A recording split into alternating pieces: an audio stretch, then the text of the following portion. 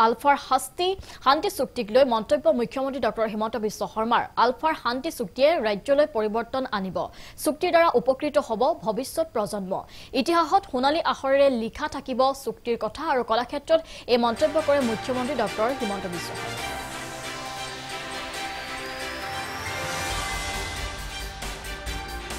এই চুক্তিক আজিৰ ইতিহাসে নহয় অসমৰ ভৱিষ্যতৰ ইতিহাসে ৰূপায়ণ মূল্যাঙ্কন কৰিব যে এই শান্তি চুক্তিৰ ফলশ্ৰুতিতে অসম বিধানসভাত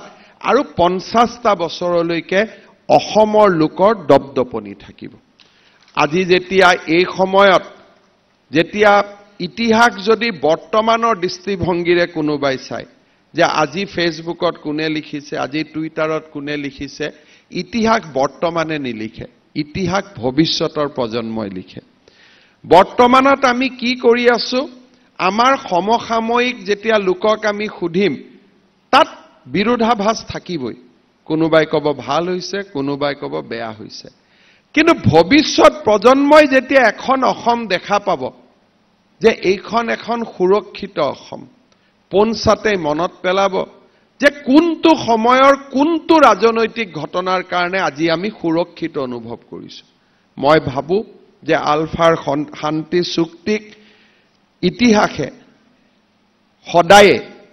পজিটিভলি আৰু ইতিবাচক দৃষ্টিভংগীৰে বিবেচনা কৰিব এজন হিষ্ট্ৰী ষ্টুডেন্ট হিচাপে ৰাজনীতি বিজ্ঞানৰ ষ্টুডেন্ট হিচাপে তাক মই গভীৰভাৱে বিশ্বাস টেলিফোনিক বাৰ্তালাপ কলাক্ষেত্ৰত ভাষণ প্ৰসংগত কলে মুখ্যমন্ত্ৰীয়ে আখিৰ দশকৰ অসম এতিয়া নাই সমস্যা সমাধানৰ উত্তৰ স্বাধীন অসম নহয় টেলিফোনত পৰেশ বৰুৱাক এনেদৰে আহ্বান মুখ্যমন্ত্ৰীৰ মই এটা কথাই কওঁ পৰেশ বৰুৱা ডাঙৰীয়াকো মই টেলিফোনত পাওঁ তেখেতকো মই এটা কথাই কওঁ যে 80 দশক আৰু 2023 এই সমগ্ৰ সময়ছোৱাত অসমৰ ইমানেই পৰিৱৰ্তন হ'ল যে এতিয়া স্বাধীনতা অসমৰ সমস্যাৰ উত্তৰ নহয় আমি কেনেকে অসমখনক সুৰক্ষিত কৰি ভাৰতৰ সমাজ জীৱনৰ বহল বুকুত থাকি অসমীয়াৰ পৰম্পৰা সংস্কৃতি আৰু ভাৰতৰ ঐতিহ্য পৰম্পৰাৰ মাজত আমি আমাৰ জাতিটোক আগুৱাই লৈ যাব পাৰো বহুদিন যেতিয়া ৰাজ্যত আমি নাথাকো বহুদিন যেতিয়া আমি ৰাজ্যৰ বাহিৰত থাকো তেতিয়া পৰিবেশ আৰু পৰিস্থিতি আমি বুজি নাপাওঁ কিন্তু আজি যিখন বৰপেটাৰ কল্পনা কৰি আমি হাতত অস্ত্ৰ তুলি লৈছিলো যিখন নলবাৰী কল্পনা কৰি আমি হাতত অস্ত্ৰ তুলি লৈছিলো যিখন বঙাইগাঁও যিখন ধুবুৰী যিখন গোৱালপাৰাৰ কল্পনা কৰি যিখন নগাঁও মৰিগাঁও দৰঙৰ কল্পনা কৰি অস্ত্ৰ তুলি লৈছিলো সেই পৰিবেশ আজি যোৱা 25 বছৰত ভাবিব নোৱাৰাকৈ পৰিৱৰ্তন হ'ল আৰু আজি তাত অসমীয়া মানুহে কেন্দ্ৰীয় চৰকাৰৰ নীতিৰ কাৰণে নহয় এটা জনসংখ্যাৰ পৰিৱৰ্তনৰ কাৰণে আমি আমাৰ মাটি হেৰুৱাইছো আমি আমাৰ ভূমি হেৰুৱাইছো কোনেও কাঢ়ি লোৱা নাই মানুহে এটা কব গলে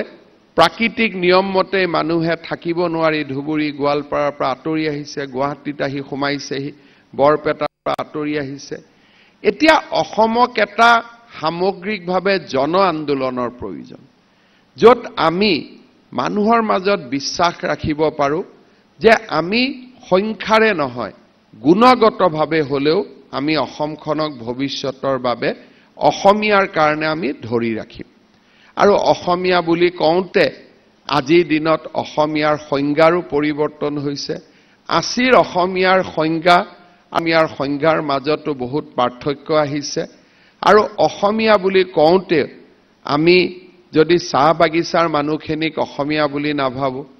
100 বছৰ ধৰি অসমত বাস কৰা হিন্দী ভাষী বা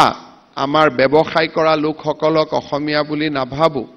তেতিয়ালে মই ভাবো যে 40% আমি নামি আহি 28% জনজাতীয় লোকসকলক যদি আমি